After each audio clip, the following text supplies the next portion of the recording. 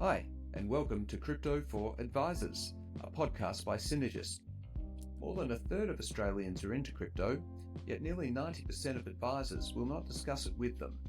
I believe this is exposing investors to unnecessary risks, compromising the value of advised relationships, and limiting investment performance. My goal is to educate advisors and investors to bridge this crypto service gap while strengthening advised relationships. So let's get into today's episode. Welcome to Crypto for Advisors, a podcast by Synergist. In today's episode, I have got Mark Papendieck from Dash Technology Group joining me. Mark and I have known each other for quite some time. And we've worked together, I won't say how many years, but quite a number of years ago. Many years, yeah. And since then, Mark has done a whole variety of very, very interesting roles, including being a gold miner in Brazil and a variety of things. But really what Mark is excellent at is innovation and technology in the wealth management space. And that's why I thought I'd love to have him on our podcast. So welcome, Mark. Thanks for joining us. Thank you very much for having me. And I think that some of our early days working together actually really relevant now because of that. Obviously, it will age us, and I know you tried to avoid that, and I usually do too. But that whole .com boom at the beginning of this century, a long time ago now. But there are some analogies to kind of the impact that tech had, or the impact that .com boom had on tech back then. Some analogies to the impact that AI is having on tech now. Far, far bigger this time around. But nonetheless, some analogies that I think we'll end up having to talk about actually. So fun times. Yeah, it is. And you're right, we're both involved in that real push, which was, I think, largely around self-directed investors, opening up self-directed investment channels, share trading, platforms and the like, and then also following up with technology, which really made information, digitalized information and made it more accessible, such as wrap platforms that we were working on at the time as well. And I think that they did lay the foundation of modern finance or modern wealth management. You referenced it to AI, and I think with AI, it seems to me that AI is just happening a lot quicker. Look far quicker. And just a couple of comments on that .com boom and the impact on tech and on the speed of change. But you're right. I mean, I think Microsoft had some interesting numbers out at the beginning of this year about how much faster it is this time around. So I think they said mobile phones, when they first came out, took 16 years to reach 100 million users. I think the internet at the time from way before the .com boom, but it took 7 years to reach 100 million users. Of course, ChatGPT took 3 months. So that's how much faster the change is occurring. But I think one of the similarities is that wrap platform that you and I were working on at the time, it was actually the first internet-based wrap platform in Australia. I'd love to say it was the first one in the world. I don't recall now, but certainly in Australia. But if you recall at the time, there was still dial-up broadband and that horrible clunky sound, and so you actually had to be a true believer in the fact that the internet, the browser at that point in time was the worst that it was ever going to be. So that is, it was going to get better every day after that. And so that's, I think, why we obviously had that belief at the time, and the people that backed us and that went on to be a super successful business was because people believed that, hey, we can see what it's going to do to the financial services landscape. And today back then was the worst it was ever going to be. AI is the same, but again, with that speed of change so much faster with AI, I think nobody has to wait as long to actually see the impact that it's having. But still, I keep saying to people when they complain about hallucinations with the large language model that, what, and in fact, even over the last couple of months, that's decreased a lot, the level of hallucinations. But again, AI today is the worst that it's ever going to be. So, and the speed of change, Moore's law is kind of out the window now. It's just everything is changing so quickly. So, and it impacts everything. I know we'll get into crypto and the whole wealth management landscape, but how advisors, intermediaries, financial services companies think about tech has just, it's just changed. We'll talk about technology in a minute, but whatever a firm was thinking 2 or 3 years ago about how to build and design, their next tech platform, it's changed. You've got to be thinking differently about it now. Yeah. And those commonalities are really what I think have brought us together to have this conversation, the commonalities with crypto. It's a similar adoption curve, and it's a similar impact that it's having on well, maybe not the wealth management industry per se at the moment, traditional finance industry, but certainly on wealth creation for consumers, retail investors it is. And if you reference back to the data points that you're using around how quickly it takes to get 100 million users on a platform, for crypto today, there's 600 million people in the world who own crypto today. And It's so insane. I don't know when we hit 100 million, but it would have probably been maybe 10 years. I'll look it up as we go and let you know. But I think, but like, so taking that point and your earlier comment about self-directed investors, I think that's another one of these big changes, because as you say, back in the day, there was self-investing even in the share market, as you were saying to me before we came on air. It was frowned upon. Back in the day, it was a fad. It was ridiculous. And today, people investing without an advisor into equities is just it's just the way of the world. And of course that's inevitable. And I think one of the things that AI is doing to that whole self-directed movement is that it's bringing around the inevitable far more quickly. Did you see there was, I think yesterday or the day before in the States, the CEO of JP Morgan spoke about allowing advisors. Did you see the words that he used when he announced it? Speaking to the JP Morgan investors, we will allow you to buy crypto. Oh my goodness! Like. What a dinosaur comment. Investors are buying whatever they want, my friend. You don't get to allow them to buy or not, because if you don't allow it, they're going somewhere else. So that to me just illustrates the dinosaur way of thinking that is, luckily, dying a very, very fast death, because these gatekeepers that still think they allow or do not allow people to do anything is insane. It's an interesting case study because JP Morgan are the biggest bank in the world. And they also hold probably a lot of the oldest money in the world as their customers as well. So I think that there is a prudential expectation for a brand like JP Morgan to protect the wealth of their clients and to be conservative. So I understand why they would have a more conservative view on emerging asset classes. But Jamie Dimon really did peg his personal brand to being anti-crypto. And I think, I don't know if he'd be starting to regret that or not. I don't think he probably cares, to be honest, but it is reflective of what all of the big global institutions have done, which is a 180-degree turn on crypto over the last 3 years, or even 2 years, to be honest. BlackRock, even 2 years ago, were trying as much as they can to talk down crypto. And now they've got the biggest crypto ETF in the world, which is twice as large as their next biggest ETF. So they're all done that 100% flip because they realize the market has already decided that this is a legitimate asset class and that the infrastructure, the traditional financial frameworks need to catch up. Look, I agree. I mean, I think, well, so I certainly agree that they're all doing a double take. That JP Morgan CEO doubled down on his dislike of crypto. He certainly didn't back away. He doubled down on it. But the wording that you used about their mindset was that they feel that they're the custodians and it's old money and they should get over yourselves. Yeah, there are legal reasons and regulatory reasons why you need, as an advice firm, certainly here in Australia, and you know far more about the state's regulatory system than I do, but probably there's some regulatory compliance reasons why they want to be careful. But again, the days of these people thinking that they are the moral custodians or the custodian of decision sets, it just tells me that they don't understand several things. One, they don't understand the way that information works today, and they don't understand the fact that old money, again, anywhere in the world, is intergenerational.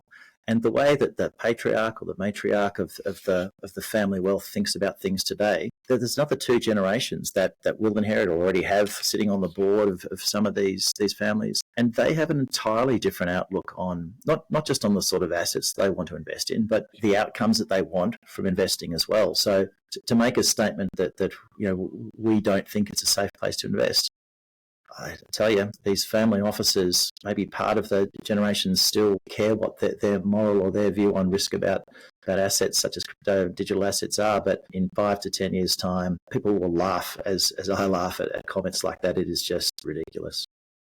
If you've got a wealth management industry that traditionally has demonstrated value by being experts and a gated access pathway to certain investments because they hold more knowledge, and they hold exclusive access to certain investment vehicles. And we're seeing that completely get broken down with AI having more knowledge than any human's going to have. And making it democratizing access to that knowledge. And as robo advice inevitably comes in, there'll be countless ways that the average investor can access that advice in a way that suits them, I think, in the future.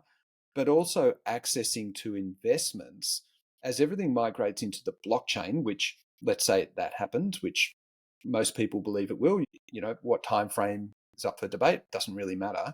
But as that happens, then all of a sudden accessing all of these alternative investment classes is also democratized and opened up. And even from a regulatory point of view, whereas currently you've got different asset classes which are restricted you can only access certain investment classes if you're a sophisticated investor or a professional investor, i.e. you're rich, you've already got a couple of $1 million in disposable assets, or you've got $250,000 of income for the last 3 years. So all of those barriers are also getting broken down as you start operating in a global context and with a blockchain-enabled access pathways. That's presenting like a fundamental shift in the role of these wealth institutions and the relevance of them for consumers, isn't it? Or is it? No, so short answer is yes, it is. But as with so many things about AI, it's not as simple as flat yes and let's move on, because it is a yes. Like as you've said, knowledge is it's in our pockets now. Our iPhones in our pockets add, who knows, 20, 30, 50 IQ points to us every single day. Yeah, anybody for the $20 a month, Chat GPT Pro subscription, you are technically, you have all of the knowledge. You have as much knowledge on at hand as anybody else does in the world. So without a doubt, the ability to access knowledge is democratized. It already is. It's not even a discussion anymore. It just is.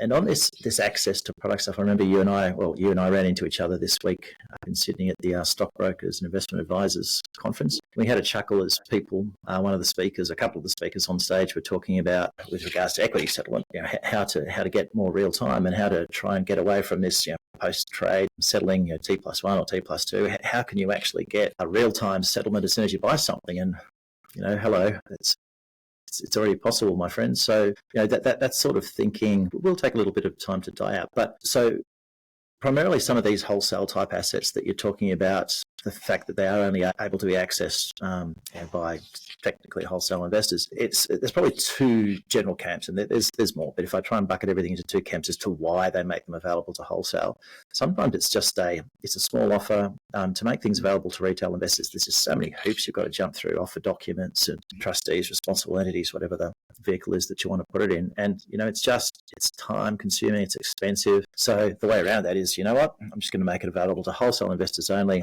I can do a pretty quick investment, an IM information memorandum or some other offer doc, depending on what sort of vehicle you're putting it into. It's just easier. So where that's the reason why things have become wholesale only, yeah, for sure, that they're going to be accessible to anybody when people work out how much more effective it is to have those assets on the chain somewhere. But the other reason why assets are wholesale only is sometimes just the structure of these things. Whether they're just hard to structure, and I don't think they're impossible to get onto blockchain type set of rails infrastructure, but they will take longer. So I think for retail investors, yes, we will all see far more investment options that were previously wholesale only just available. But back to this regulatory thing, the Australian public and the Australian government really needs to get its head around how the regulations need to be quite different to actually facilitate true democratisation of some of these assets. And look, we're both enthusiastic advocates of advised relationships and the importance of being able to have an accredited professional provide a balanced, unbiased, educated view to help people get through their wealth management. Well, I won't speak for you. I think that plays an important role, is my view, in Australia. And I think that if the advised industry doesn't adapt to these changes effectively, it does risk undermining its existence because it loses its relevance. And that's a real concern. We have to be really careful that we understand what that unique value of that advised personal relationship is and retain that and actually use it as a strength. Is that the way you see it? And what do you think that unique value of that personal advised relationship is or should be in the context of crypto, blockchain, AI?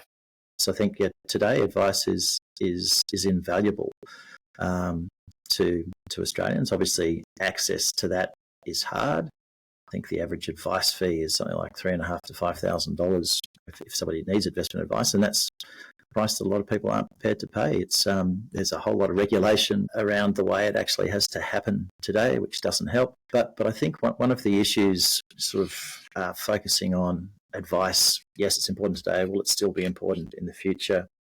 Any advisor's client base usually has a diverse demographic range. There's some older clients, some younger clients, and they all want different things. They need to be serviced different ways. So advisors need to make sure that the way they are thinking about servicing their clients from a tech perspective can deal with the current, perhaps older generation retiree clients, the boomers coming into retirement, and the Gen X, Y, Zs who just generally do want things a little bit differently.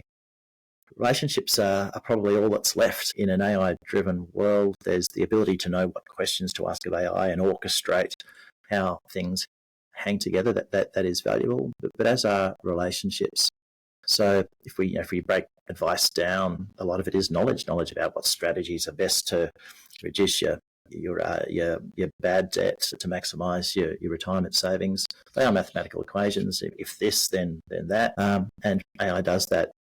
Will do that far better than people. But AI is currently unable to replace that really human connection, and it gets really close. Even now, it does get close. But I have a feeling that there's that human element is what people will crave. So grasping onto the fact that a human element is the most important thing, but making the rest of your business as efficient as it possibly can be.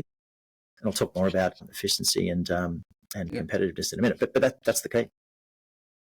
Right. Yeah, it's a great point. And probably defining what that human element actually is in that wealth management relationship is going to be key. I might ask AI what it is actually. Yeah. No, look, but it's a really fair point, and I think like some of the way that our advisors are using tech today is again that they still know each of their clients. Their clients know what they look like, but they're using AI to go and summarise market movements overnight, to summarise statements of advice or records of advice, or whatever the document is that they're wanting to present, or whatever the economic summary is they want to present. They're having AI prepare that for them. They're vetting it, but it's going straight into an AI avatar of the advisor, and instead of the advisor having to call people up or have a monthly or a quarterly seminar as they used to in the olden days, an AI avatar can be created with, hey, yes, I've read the summary, away it goes, and all of a sudden, all of the advisor's clients have an avatar of this person they know, they've met, they trust, delivering them what can be and often is a very, very personalised message. And so it's finding that line where if that was an AI avatar of somebody you'd never met, well, there's no value. Sorry, there's not no value in that. I'll take that back. But but it's very different, that human connection of, I've met that guy, I have a relationship with them, and hey, I've got his face in front of me delivering me every morning or every week. That, I think, is the difference being that you actually know the person, you recognise that avatar. And I guess that's no different to any professional services out there. I mean, if you think about doctors or lawyers, or they're all confronting the same challenge and also have the same opportunities ahead of them. That there's an expectation, or there's a value towards the human connection, an expectation and understanding that, well, you can provide a better service by leveraging these technologies, as long as there's an ability to escalate to that person at some point, to actually, if you want to pay for that peace of mind, and you can just have that little chat at the end there to say, look, really though, how do you feel about it?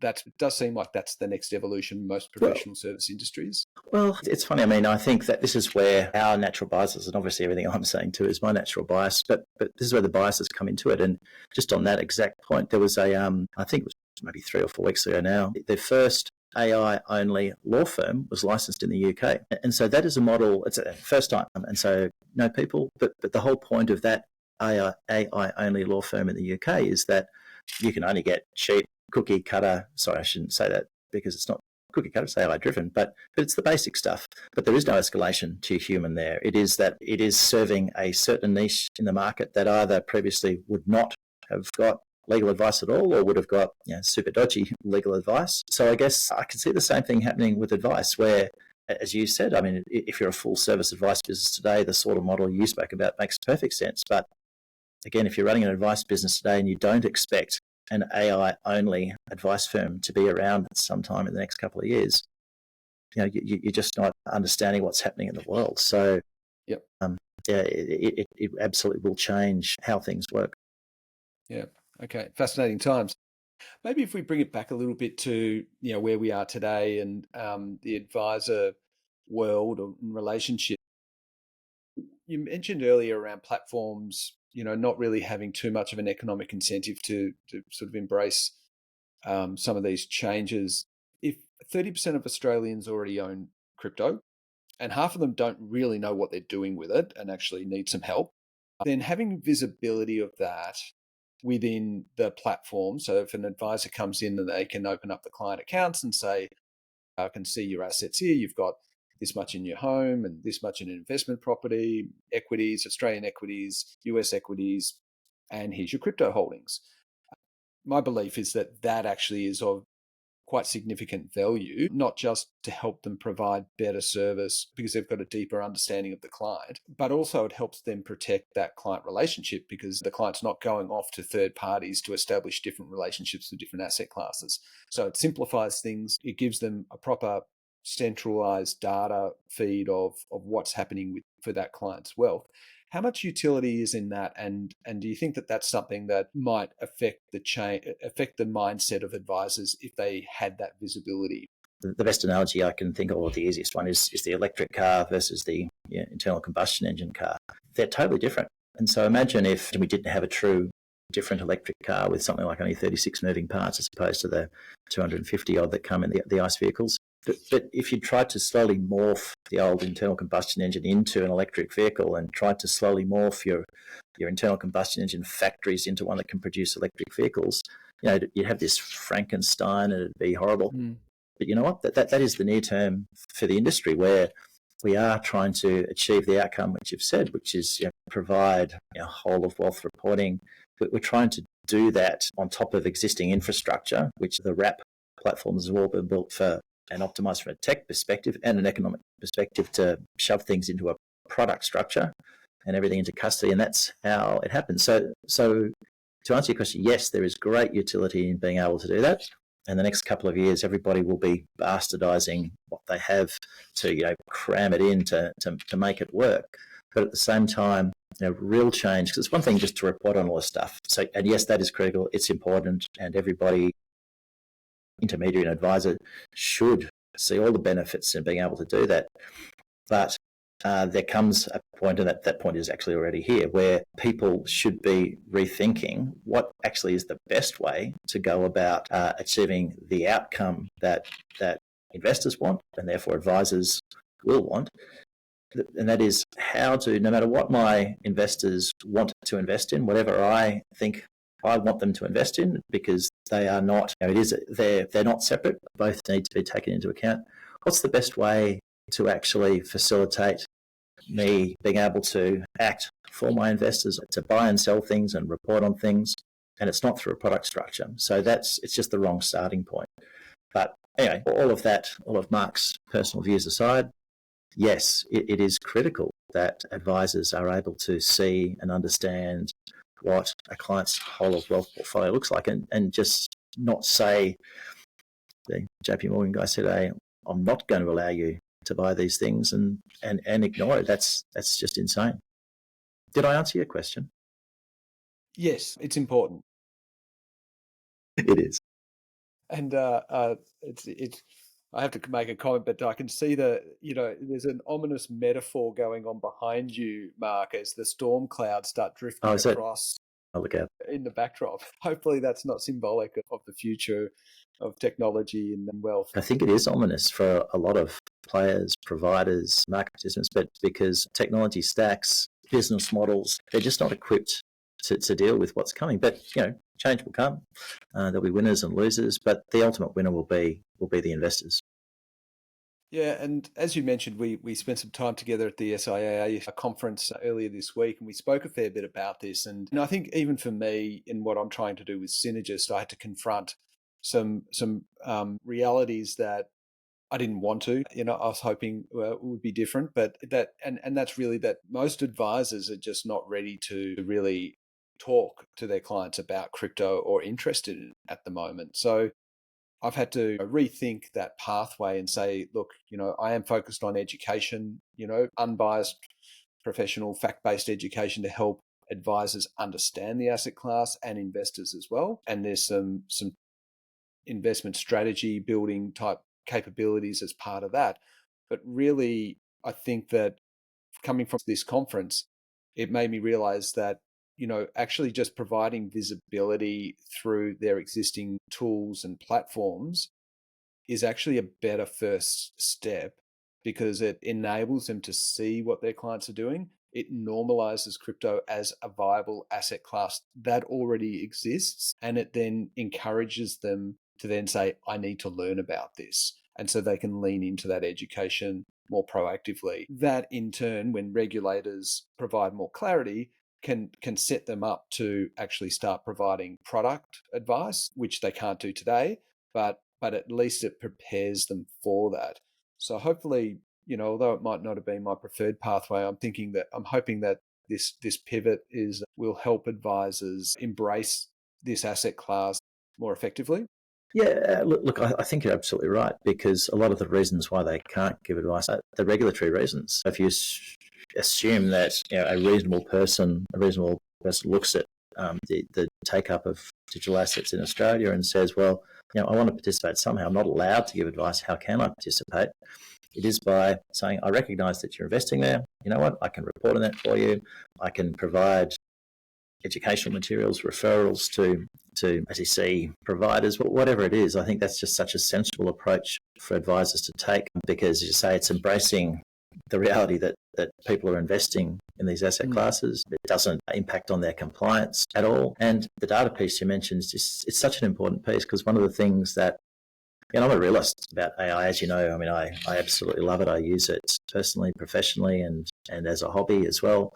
But because I understand its shortcomings. I think the shortcomings will get less and less pretty quickly. But fundamentally, just that data piece that you're talking about, access to data is certainly a whole lot easier. But these are still proprietary sets of data. There's still privacy issues, PII, personally identifiable information that's getting passed around, and there's actually a lot of issues getting the data and then cleansing the data, mapping it, and being able to say to investors that whether you're buying international equities, Aussie equities, bonds, or crypto, as a data provider, I can actually clean all that data and I can put it into a common format so that a buy's a buy and a sell's a sell, and that's not an insubstantial task. And I think that is something that AI is not going to help a lot with in the short to medium term. So I think it's a really valuable pivot that you've made. Yeah, well, let's hope so. Great. All right, so maybe we can finish on a little bit of crystal ball gazing around the connection with AI and crypto, because I think that crypto, in my mind, is kind of like the native currency for AI. It's a digital currency. It's transparent. It can be rules based around so you can set parameters around which enable AI agents to operate within rails that whoever the ultimate holder of the assets allow. How do you do you see that already starting to emerge from your side, and where do you see it going in the short term? Yeah, look, I guess as we were saying when we were speaking about this a bit at the conference during the week, Nobody really knows. It's best guess, but so that's the caveat on everything. And the second thing I can say with certainty is the first thing being I don't know. The second thing I can say that with certainty, and the second thing I can say with certainty too is that the financial services industry, certainly in Australia, is a laggard. So no, I do not see that happening. Absolutely not. Sorry, I don't see that currently happening. I don't. In Australia? In Australia, as I said, I can't comment with any authority outside of Australia, but no, I do not see that currently happening here. But a couple of things. Without doubt, it is the only, in a world where already we are redesigning websites to be browsed and consumed by agents and bots. That's a totally different proposition, and that's today, and that's just redesigning websites. So you can imagine a world in a very near future where AI agents are doing far more than just browsing data, but they're actually completing tasks, and they already are doing that, but I mean on a much larger scale.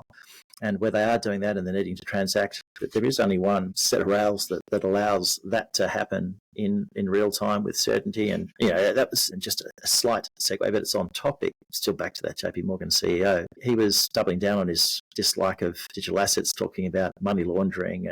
But as you and I know, and I'm sure your listeners know far better than me anyway, crypto is far more traceable than money once it hits the banking system. That's where the money disappears. So it's just, again, from a money laundering and the ability to identify transactions in a chain and understand who did what, it's a far better outcome. It's a far faster outcome. So there's that. So yes, it is inevitable.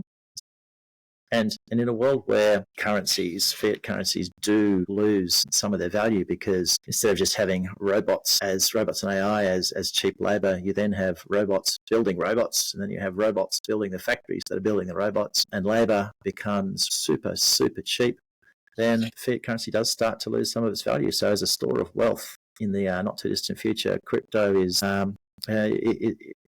it's not just a standout. It's one of the very few options I think that people have to retain value. So for all of those reasons, I think, but at the end of the day, my view on everything is economics always wins, and because it'll be quicker and easier to make transactions by bots and AI agents using the blockchain, it will win, and that is not far away. Yep.